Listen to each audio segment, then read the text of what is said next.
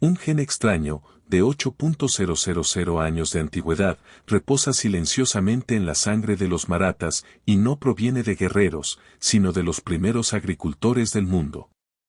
Hace 8.000 años, mucho antes de que cualquier fuerte coronara las colinas del Deccan, los hombres del creciente fértil cultivaban trigo en Anatolia y pastoreaban ganado en las llanuras de Mesopotamia. Estos fueron los primeros agricultores, portadores de una firma genética que los científicos llaman haplogrupo J2. Marcó el comienzo de la agricultura, una revolución que transformó el planeta. El mapeo moderno de ADN muestra esa misma firma en los cromosomas y de los hombres maratha actuales. No es imaginario. No es simbólico. Una línea genética precisa que vincula la India occidental con las cunas de la agricultura, una conexión grabada en código, no en la historia. La ruta no era de conquista. Era de comercio y migración. Alrededor 7000 a.C. los primeros cultivadores comenzaron a navegar por el mar Arábigo, bordeando las costas, trayendo cebada, cabras y una nueva forma de vida. Algunos llegaron a las costas de Konkan, la futura patria de los marathas. Se casaron con recolectores locales y dejaron este recuerdo invisible de un antiguo movimiento, el linaje J2. Ese único marcador reescribe lo que la historia ha declarado desde hace mucho tiempo. Nos dice que bajo la armadura y el imperio se esconde una identidad más profunda, un linaje de agricultores que comenzó en Asia Occidental y se arraigó en suelo indio. La revelación rompe con el mito. Explica por qué los marathas, siglos después, dominaban tanto la guerra como la agricultura. Por qué sus campamentos militares aún reflejaban el orden de los asentamientos agrarios. La semilla genética de esa dualidad fue sembrada milenios antes por migrantes que conocían la tierra mejor que el acero.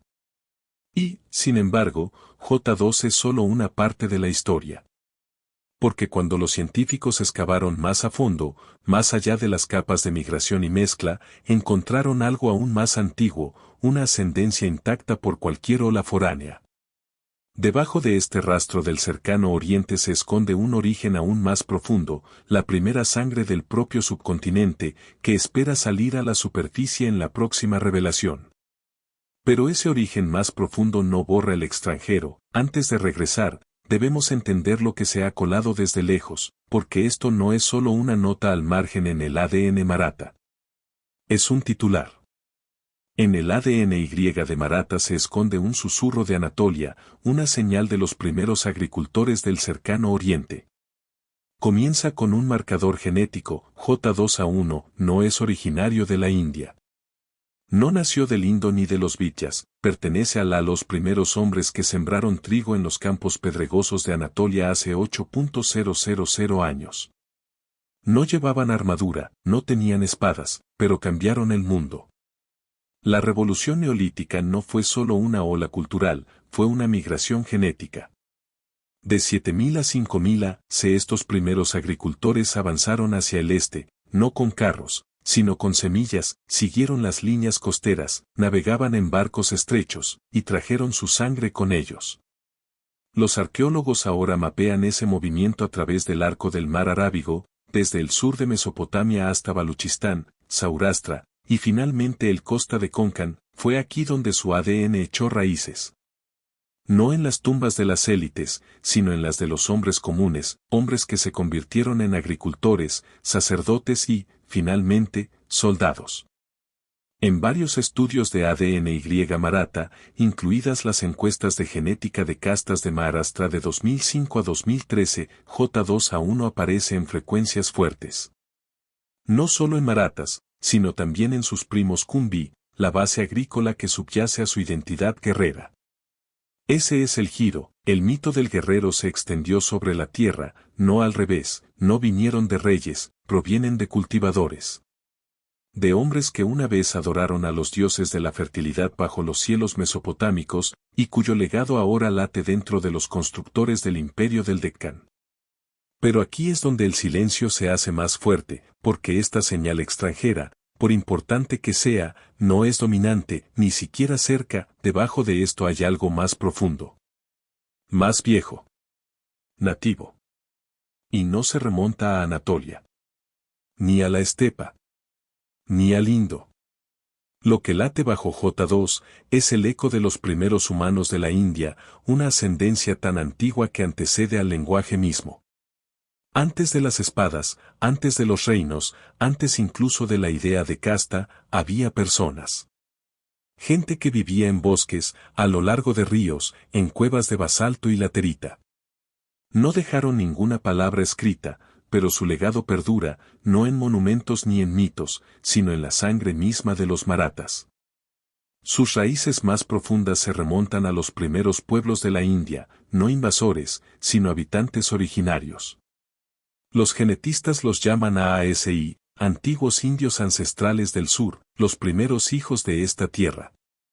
Los que caminaron aquí casi hace 50.000 años, cuando el subcontinente era salvaje y la humanidad misma aún estaba aprendiendo a sobrevivir. La secuenciación moderna del genoma revela que 40 a 60% la ascendencia maratha y Kumbi todavía proviene de estos habitantes primigenios. Esto no es especulación, son datos. Es una prueba codificada en cada descendiente vivo del suelo de Maharashtra. Compárelo con las poblaciones brahmanes de la misma región. Sus mapas genéticos brillan con las firmas de la estepa de migraciones indoeuropeas posteriores, pero los marathas se parecen más a los grupos tribales de la India central, los Bhil, Pagwera y Gonds, unidos por fragmentos compartidos de esta herencia ASI. La revelación es humillante. El supuesto linaje guerrero está anclado en el genoma de los recolectores y cazadores-recolectores. La sangre maratha lleva el ritmo de los bosques antiguos, el recuerdo de las herramientas de piedra que producían chispas. Los mismos haplogrupos maternos que los vinculan con tribus prehistóricas que se extienden hasta la punta de la península. Los estudios de deriva genómica muestran que esta ascendencia nunca desapareció, simplemente se ocultó, protegida por la geografía y el aislamiento, mientras oleadas de inmigrantes indoeuropeos arrasaban el norte. La meseta del Deccan mantenía a su gente cerca y sus genes aún más cerca. Y de repente, la identidad cambia. Los constructores del imperio del siglo XVII llevan consigo los susurros mitocondriales de quienes cazaban a la luz del fuego 40.000 años antes. Su ADN habla de ríos que ya no existen, de paisajes erosionados pero recordados en código. Uno se pregunta si la mitad de su genoma es nativo, intacto y eterno, de donde proviene la sangre guerrera, porque enterrada en algún lugar de esos fragmentos restantes yace una señal diferente, débil, septentrional. Esquiva, la que construyó lenguas, rituales y mitos de conquista. Cuando buscamos el legado de la estepa, solo encontramos rastros. Pero esos rastros esconden una división oculta. La división es silenciosa. Sutil. Casi invisible en las cifras, pero ahí está, enterrado como una cuchilla bajo la seda, una segunda ascendencia, débil pero feroz, susurrante de caballos, fuego y dioses que cabalgaban el cielo. Un poco de sangre esteparia brilla en los hombres maratha, suficiente para dar origen a leyendas, pero no para liderar. Este es el linaje que reescribió las lenguas de la India, el que está detrás sánscrito, Vedas y los códigos de castas, transportado por los pastores esteparios que vinieron de la pastizales Póntico-Caspios. En algún lugar alrededor 1800 a 1500 a.C. Y, sin embargo, cuando su rastro genético llega a Maharashtra, se desvanece.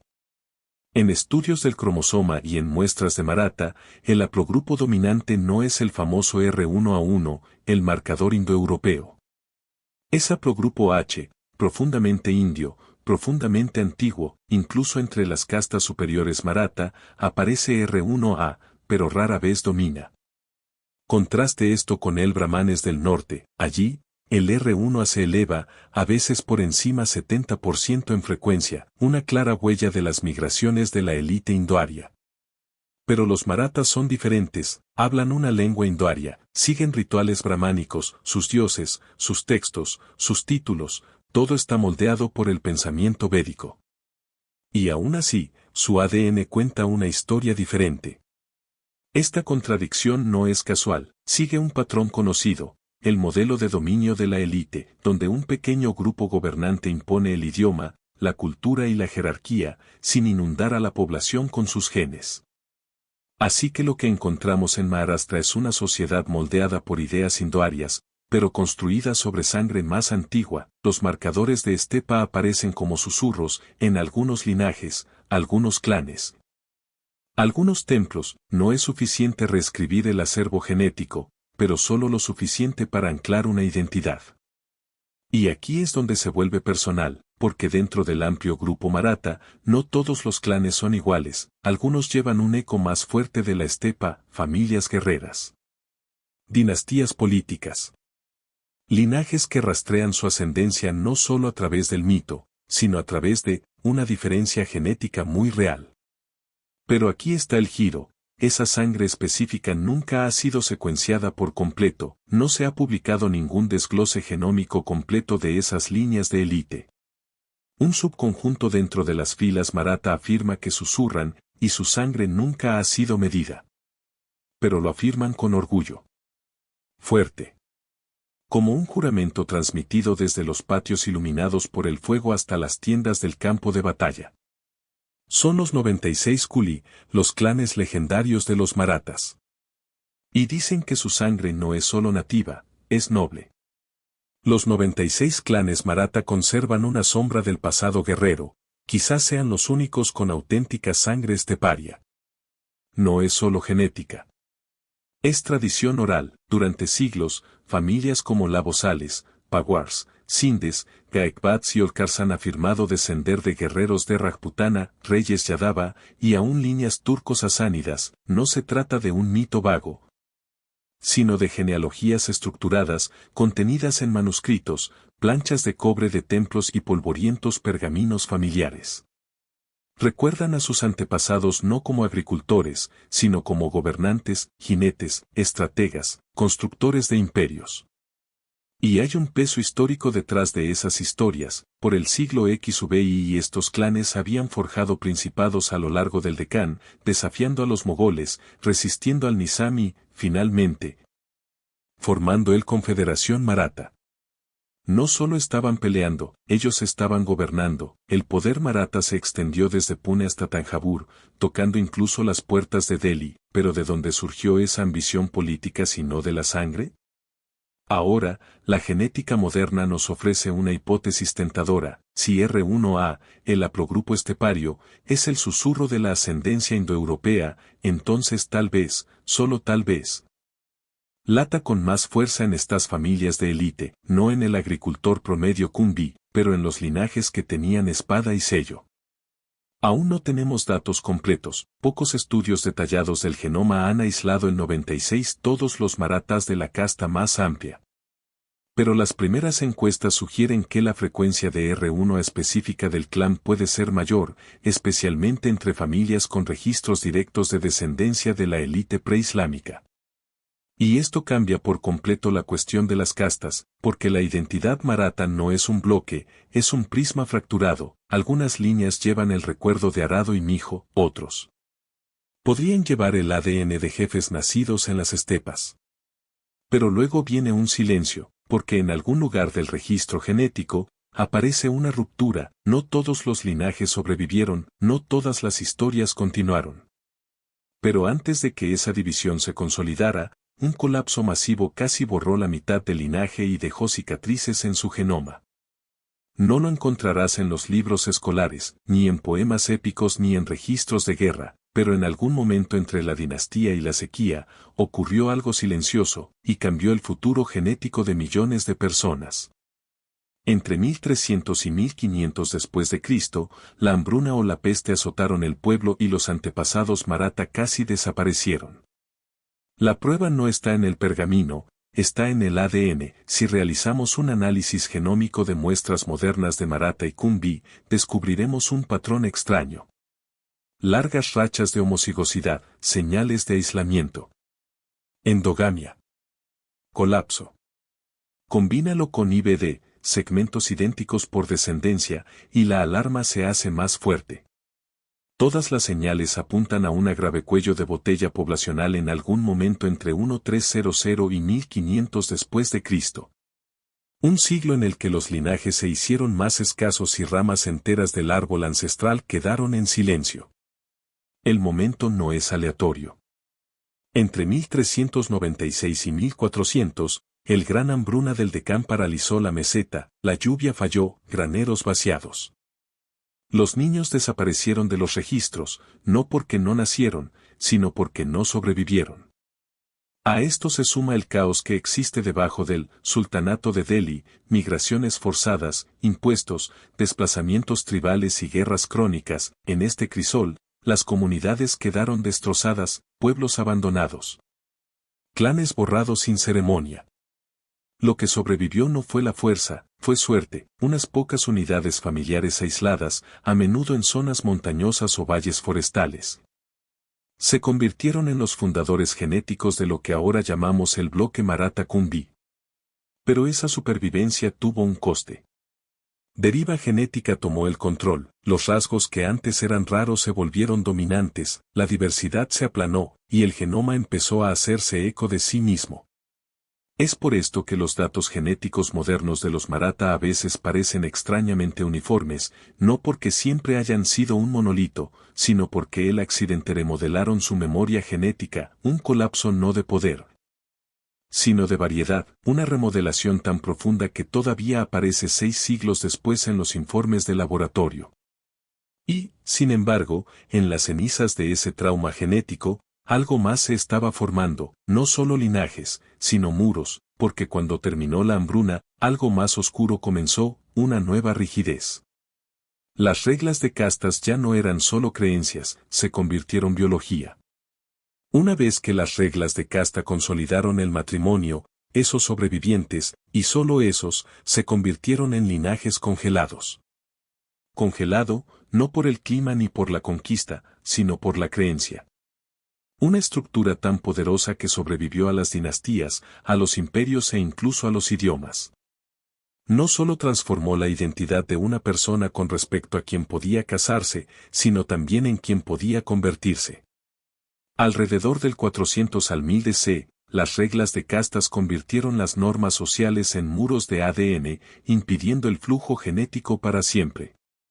Esta fue la época en la que endogamia endurecido no es solo una costumbre, sino una ley escrita en el ritual, el mito y la vida cotidiana. En el momento de la Imperio Gupta, la idea de Varnaya se había profundizado. Pero entre 400 y 1000 después de Cristo, se cristalizó en algo permanente. El modelado genético lo confirma, los grupos de castas de la India muestran puntuaciones F-ST, una medida de distancia genética, más alto que lo que separa a algunas naciones. Significado. 2 hombres en el mismo pueblo, uno sacerdote, el otro alfarero, pueden ser genéticamente más distantes que personas de lados opuestos de un continente. Llevar Maharashtra, los datos genómicos revelan una clara división. Dentro de la casta la IBD, identidad por descendencia, es sistemáticamente más alta que la intercasta, Marathas, Kumbhis, Brahmanes, Mahars.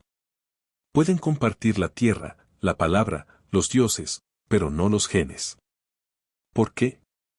Porque leyes de Gotra, prohibiciones de Varna y límites de pureza ritual se convirtió en biología. La mezcla no solo disminuyó su velocidad, sino que la detuvo. Lo que una vez fue fluido se calcificó, amor, elección, casualidad, borrados por la regla. Y con el tiempo, cada casta se convirtió en una isla genética, los nuevos rasgos no se difundieron, los viejos linajes crecieron hacia el interior. Incluso las comunidades vecinas se volvieron biológicamente extrañas entre sí. Pero la casta por sí sola no era el único muro, la naturaleza añadió lo suyo, y fue brutal, porque la geografía no perdona. El Ghats occidentales, que se extiende como una columna vertebral dentada a través del Deccan, no solo se dividió tierra y lluvia, dividieron a la gente, influyeron en la forma en que se formaron los clanes, donde se asentaron. A quienes tocaron y a quienes nunca tocarían. Ya no eras solo quien eras. Fue donde naciste, que tan lejos podías caminar, y a quien se le permitía estar cerca del fuego. Los Ghats occidentales no solo aislaron valles, también encerraron legados genéticos enteros. Pero esos legados no quedaron congelados solo por la casta, estaban acunados por la piedra, por los mismos huesos de la tierra. Los Ghats occidentales sirvieron como fortaleza, preservando los linajes del Deccan de las influencias extranjeras y las mezclas. Extendiéndose como antiguas costillas a lo largo del Deccan, Ghats occidentales no eran solo colinas, eran paredes, picos que se elevan sobre 2.000 metros. Escarpes tan empinados que podrían dividir las estaciones, cortar los vientos y atrapar la lluvia, pero no solo atraparon agua, atraparon a la gente, líneas de sangre, historias. No se trataba de una barrera suave, se talló zonas de aislamiento, pueblos plegados profundamente en valles, rodeados de jungla, acantilados o barrancos, los pases eran pocos y arriesgados, el comercio fluía lentamente. El poder luchaba por ascender y, sobre todo, Gené se quedó en casa. Estudios en genética de barrera confirmalo, los Ghats fueron uno de las fuerzas naturales más fuertes en la diferenciación de la población humana a través de la India peninsular. Dondequiera que las montañas se elevan escarpadas e ininterrumpidas, el flujo genético se desploma. En la plataforma occidental del Deccan, esto significó algo radical, a pesar de las oleadas de conquista en el norte, migraciones indoarias, sultanatos turcos, influjos persas, los Ghats interiores se mantuvieron firmes. Comunidades como la Marathas y Kumbi se aferró a firmas genómicas más antiguas, rico NFUNRAL y J2, bajo en aporte de estepa. El lenguaje podía transmitirse, sánscrito, prácrito, incluso palabras cortesanas persas, se pueden tomar prestados rituales, desde los altares de fuego védicos hasta los estilos de guerra islámicos. Pero sangre, eso apenas cruzó la cresta, mientras la política y la poesía resonaban en todo el imperio, el ADN se quedó quieto. Y así el Ghats occidentalés se convirtió en algo más que terreno, se convirtieron cápsulas del tiempo, no solo conserva genes, sino ritmos olvidados, costumbres, susurros ancestrales. Un espectro completo de identidad intacto por lo que se agitaba afuera. Pero aquí está la paradoja, a pesar de este aislamiento, a pesar de estar encerrados entre colinas y arrozales, un grupo de ellos no se quedó en los valles. Ellos Rosa, los Marathas, que en el pasado eran humildes cultivadores, se convirtieron en un imperio. ¿Cómo? ¿Cómo llegó esta casta agrícola a convertirse en un imperio y a reescribir la memoria en mitos y gobiernos? La respuesta comienza, no con espadas, sino con historias. La historia maratha es una historia de transformación, no de conquista, donde la creencia, la política y el mito prevalecieron sobre la sangre. A finales del siglo XVII, en lo alto de las crestas que una vez caminaron los agricultores y comerciantes, se alzaba una figura que convertiría la memoria en poder, Shivaji Bhosale. Nacido alrededor de 1630 después de Cristo. No solo luchó contra los mogoles, luchó contra el olvido, luchó contra la narrativa de que solo linajes nobles podría gobernar. Pero aquí está el giro, él no desafió esa regla con sus raíces de granjero. Él reescribió su propio pasado. Genealogías reales encargadas, trazó su línea hasta los Yadavas de Devagiri, incluso afirmó tener vínculos distantes con Rajputs de Sisodia, y a través de coronación ritual en 1674. Con sacerdotes brahmanes traídos desde Kasi, consolidó lo que su genoma no le proporcionó, legitimidad kshatriya. Funcionó. Los templos recibieron patrocinio, a los bardos se les pagaba para cantar linajes que sangraban azul, el recuerdo de los arados se desvaneció y fue reemplazado por el mito de las espadas antiguas. Pero la ciencia no tiene poetas de corte, cuando decodificamos el cromosomas Y de la élite maratha, encontramos una verdad diferente, reflejan lo mismo linajes J2, ascendencia a ASI. Y frecuencias bajas de R1A se observa en las castas Kumbi y agrícolas, la genética muestra continuidad, no ruptura, raíces agrícolas bajo las coronas, un imperio que no nació de forasteros, sino de gente de adentro que se rebautizaron. Y ese es el poder de mito, puede anular el ADN, cambiar quién pertenece, silenciar al granjero que hay dentro del guerrero. Pero aquí está la pregunta candente, si la dinastía de Shivaji identidad remodelada con narrativa, entonces, ¿qué se esconde en sus genomas? Porque hasta ahora hemos secuenciado marathas comunes y corrientes, el Kumbi, el cultivador, el soldado de infantería. Pero el clanes reales, su sangre no ha sido completamente decodificada. Aún no. Y cuando finalmente lo hagamos, no será solo historia de Maratha de escribimos.